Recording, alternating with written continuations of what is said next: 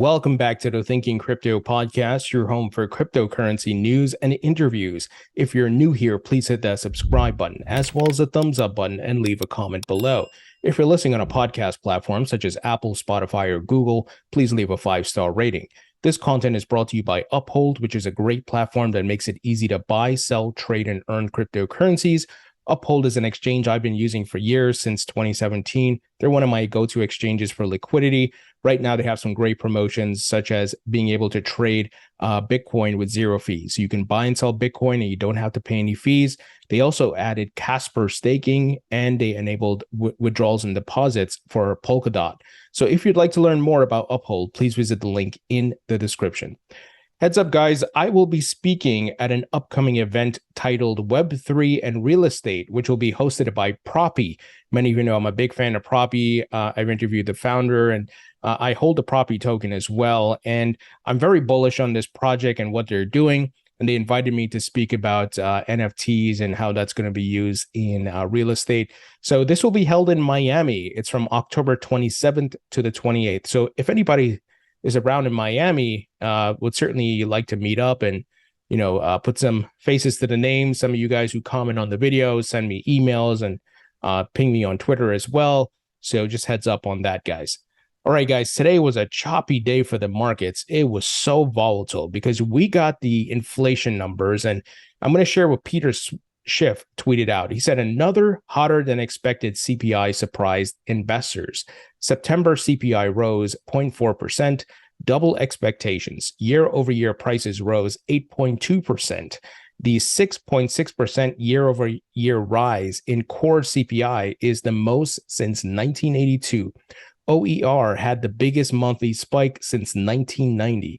The Fed is losing its inflation fight. Soon it will surrender. So it was pretty bad. The markets were not expecting the inflation to be as high as the numbers that came out today. And of course, the markets were very volatile. We saw huge drops, then we saw a huge bounce, both for crypto and stocks. So as I've been sharing, guys, on my squiggly lines on the Bitcoin chart, we are in the max pain zone. So this comes as no surprise. It's going to be painful. And I went through this in 2018, and I'm telling you, it's painful. However, what I learned, guys, is that this is a great accumulation opportunity to dollar cost average. Now, that's not financial advice. You have to speak to a financial advisor and do your own research. But I'm telling you from my own experience what I did and what made me money in the bull run of last year. So again, we're in the bear market with the lows. What do we do as smart investors? Buy the lows, sell the highs. And as I've shown on my chart, I believe there's going to be some sort of relief rally next year when the Fed decides to pivot, and whether they pause rate hikes or they start reversing, and the markets see that we're in the clear, we're out of the storm. But right now, a lot of macroeconomic factors, a lot of things going on politically. So look, even I should say something though. The midterm elections are coming up. The Fed could pivot soon. I don't think so. I think it's just going to be into next year, but let's see what happens. But the TLDR here, great accumulation opportunity. Don't be surprised by more pain coming, because this is the bear market, right? And there's a lot going on from a macroeconomic standpoint.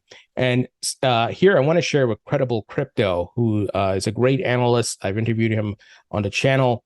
He tweeted out a Bitcoin chart highlighting that the following: our last two major impulses were both preceded by around 120 days of relatively low volatility consolidation before they began. It's supposed to be boring. It's part of the process. The more boring it gets, the better it is for the coming expansion. So the boring aspect of what he's highlighting here, Bitcoin's just been chopping between 18 to 20,000, right? Just bouncing between that range, guys. And it's kind of like, okay, well, I guess it is what it is, right? And if I can only pull up the chart here on CoinMarketCap, let me get the data here. Yeah, so it's just been bouncing in that range. If we look here, right, for that since August, just okay, nothing happening, nothing major here. And what, like I said, we could see that relief rally in 2023, maybe in Q2. We'll see what happens. That's not a guarantee, but historically, that's how it's played out in 2019. That's what happened. We had a relief rally. and then we went back down, and then we headed into the next Bitcoin halving and the subsequent bull run. So you got to have a macro view on this stuff. And something that might be interesting, JP Morgan CEO Jamie Dimon, he tweeted, or actually he didn't tweet it, he gave a quote. He says, crypto tokens lack value. And when I see statements coming from the likes of a Jamie Dimon and these folks, I know that they put out a narrative and they're doing the opposite, right? So the reason they're saying this is because they're accumulating, they're buying the dips. And I don't want people who are new to crypto to be scared by stuff like this. Jamie Dimon was calling Bitcoin a scam since 2017 while they were secretly trying to build their own cryptocurrencies. He keeps saying Bitcoin is crap, it's not worth anything, he won't own it, yet his bank JP Morgan is offering Bitcoin trading and investment products to their wealthy clients. So once again, watch what they do and do as they do and ignore what they say. It's not what they say, it's what they do, right, guys? So just be aware of that. Now, we got some very big news from Tether, the world's largest stable coin. And Tether's been around for a long time, a lot of controversy that has surrounded Tether and a lot of skepticism about their books, right? And if they actually have the reserves and so forth. They've been sued by the New York Attorney General. They paid a fine, came out of that. I've said many times that I believe at one point their books were not in order. I believe they have gotten it in order because of regulatory scrutiny and different governments around the world putting a microscope on them. Well, they tweeted out today, breaking, Tether is proud to announce that we have completely eliminated commercial paper from our reserves. That was a big criticism of Tether, guys, that they had Chinese commercial paper on their books. So they said this is evidence of our commitment to back our tokens with the most secure liquid reserves in the market. They said Tether has eliminated over $30 billion of commercial paper without any losses, a proof of how Tether's reserves are conservatively and professionally managed. Tether has also increased its direct exposure to U.S. Treasuries by more than $10 billion in the last quarter. So read between the lines here, guys. Regulations coming. What's been going on in the United States? Stablecoin regulations. So they have to make sure they don't have any type of exposure to Chinese commercial paper and other things, maybe treasuries in Russia and so forth, right? So they're going to start adding U.S. treasuries because they want to play ball, right? The regulations are coming. They don't want to get banned. And Circle, many of you know who they have created USDC. They've been doing it the right way. They're regulated. They're building on different blockchains. Their books are fully audited and transparent, and they hold majority U.S. treasuries. So USDC and Circle is coming for Tether's top spot. So they recognize what's happening. So this is probably why they're making this big move. So they said here, this announcement further ensures that Tether has a diversified portfolio with limits to exposure to higher risk assets. It demonstrates Tether's commitment to lead by example as part of our ongoing push toward increased transparency for the stablecoin industry. Guys, whether you love or hate Tether, this is great news because we want to make sure their books are in order. We don't want any scam activities. And Tether is so massive. If you look at CoinMarketCap, right? What are they? Number 3? Yeah, they're number 3. A stable coin, number 3. That's how much money is in stable coins, specifically Tether. So they're global. They have the first mover advantage. And once again, USDC is right behind. USDC is number 4 right now. So they recognize what's on the horizon, regulations, and as well as competition. So good news here, my friends. I think we're dodging a big bullet here because for years, people are worried about could this pillar in the market collapse and bring down the rest of the market with it, right? All right, guys, here's some more crypto capital raising here, more investment news. I love this news because it's further oh my goodness, I can't speak today. It further validates the crypto asset class and the institutional adoption of it. So crypto asset manager BlockTower launches a $150 million venture capital fund. BlockTower has also created a new venture capital arm. What have we been talking about for the past 2 years with the rise of institutions, entering the crypto market, it seems like every month there's a new venture fund, a new hedge fund launching to invest in crypto, and they're raising millions. And when you total that capital up, it's in the hundreds of billions, and it's going to hit $1 trillion, guys. And we're so early. These big players recognize the opportunity here. They see this as the disruptive technology and the ability to make money off of it. And that's why I always pose the question, do you see that as well? Do you see what is happening? There's a huge opportunity here. And I'm talking from experience, guys. I've been here since 2016, and I wish I had bought more in 2016 when a friend told me about it. I didn't. But don't get me wrong, I did buy some and I made some money, but I could have made life-changing money if I'd listened to some folks. And I made some really good money in last year's bull market, and I'm waiting for the next bull market of 2024, 2025 to make more money. So just so you guys know what I'm thinking, what my plan is.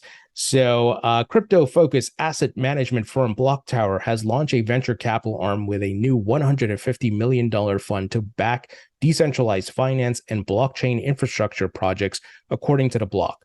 The fund has operated in stealth since December and counts BP or BPIFrance, my goodness, I don't know what that is, and Mass Mutual among its financial backers. That's pretty big if you have Mass Mutual as your financial backer. The new venture capital arm will be led by general partner Thomas Clokenes, a veteran of investment firm White Star Capital, according to the block. BlockTower is one of the several notable crypto investment firms that is a registered investment advisor, an IRA or a RIA, which gives the firm more flexibility, particularly when it comes to liquid and illiquid token investments, according to the report. Now, my friends, the key word there, token investments. Not only are they investing in the companies and their services and the solutions, right? The picks and shovels, so to speak. They're investing in the tokens.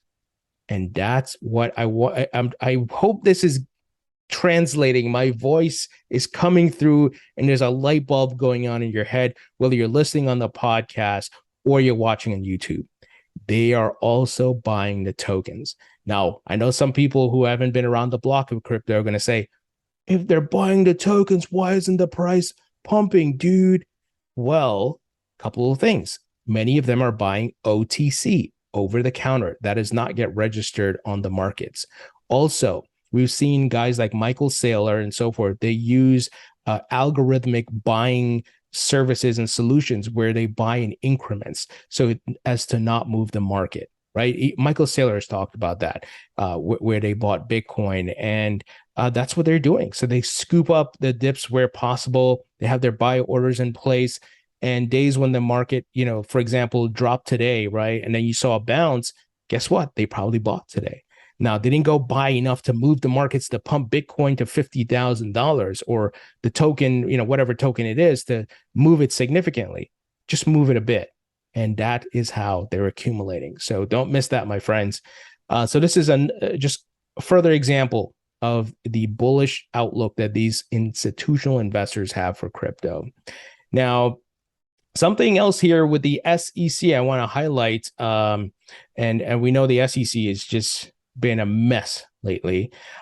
We have a Senator John Hickenlooper out of Colorado. He tweeted out today, as technologies change, the rules should catch up. It's time for the SEC to protect investors and establish rules for crypto. So the congressional pressure on Gary Gensler and the SEC keeps coming. There are more and more members of Congress on both sides of the aisle coming and putting pressure on Gensler. So this senator sent a letter to Gary Gensler today. He has here, the Honorable Gary Gensler, chair of the U.S. Securities and Exchange Commission. I'm not going to read the full letter to you guys, but talks about here just a quick snapshot of what he had to say here. According to the SEC, accordingly, the SEC should take action, including but not limited to clarifying what types of digital assets are securities. Yes, please. Addressing addressing how to issue the list of digital securities, determining what disclosures are necessary for investors to be properly informed, establishing a registration regime for digital asset security trading platforms, and setting rules on how the trading and custody of digital assets should be carried out. Can you believe this? This senator has to go tell Gary Gensler how to do his job. The SEC should have done this a long time ago, but we know, as I've said many times, they're trying to have as much ambiguity as possible so they can use regulation by enforcement. And I've talked about it. Gary Gensler is part of the incumbents, which are trying to slow down crypto, not kill it, slow it down, put up some roadblocks, not let these crypto startups and projects front run the incumbents, such as your BlackRock, your BNY Mellon, and so forth. Then the incumbents will take their position, launch their services, and we're seeing it happen, right? We've heard about Charles Schwab, Citadel Securities, Fidelity launching a crypto exchange, BNY Mellon just this week launched crypto custody, BlackRock entered the market 2 months ago, NASDAQ launched their crypto custody just last month. So I hope you see what's happening. I'm hoping I'm painting a good picture of this scenario that we're in right now. And these incumbents are getting disrupted and they're trying to slow this down. Now, here, Library highlighted a tweet thread from a former SEC enforcement representative who I'm actually trying to get an interview with. They said a former SEC regulator sees the light, good thread. And she essentially is calling out the SEC. Like, what are you doing? I'll highlight the last aspect of part of her tweet thread here. She said, if viewing all of this through a securities lens ever made sense, it sure doesn't now.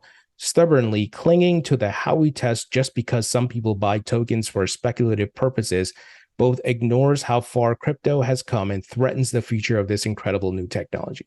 Even a former SEC official and many former SEC officials see this. Joe Grunfest and Joe Hall, who I've interviewed, even Jay Clayton is now advocating for crypto companies and clear regulations.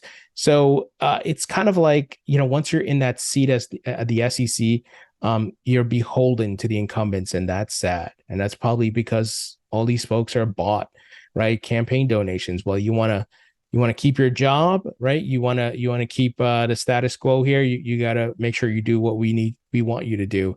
That really sucks, but this is why we have to fight. But one thing I know for sure, guys, and we've seen it throughout history with human civilization, and that is they can't stop the disruption of technology, the progression of technology. They've never been able to do it. The horse and buggy people tried to stop the automobile, right? The candle people try to stop the electric company. Guys, I'm sorry, I can't speak today. Well, and we've seen it many times, right? Many times the incumbents, they lobby, try to stop the disruptive technology. We saw the telephone companies try to stop companies trying to enable the ability to have calls and video calls on the internet, right? They lobbied heavily to stop that. And guess what? They didn't win, right? The disruption will continue. They can't stop the technology. All right. Finally, we covered this story about Caitlin Long on Tuesday about her bank called Custodia and how the Fed, the Kansas Fed, they blocked her application and delayed it for 2 years. And then all of a sudden they green-lighted BNY Mellon, right? So they're going to sue the Kansas Fed for double standards. And I'm trying to get an interview with Caitlin again and to talk about this, but here, prime example of incumbents fighting back. But once again, guys, macro view, they can't stop the disruption. And they're trying to slow it down so they can take a position because they know what's coming. There's money to be made here. There's adoption and disruption. So this technology is moving fast, guys. Anyway, let me know what you think. Leave your thoughts and comments below. Hit the thumbs up button, share this video, and I'll talk to you all later.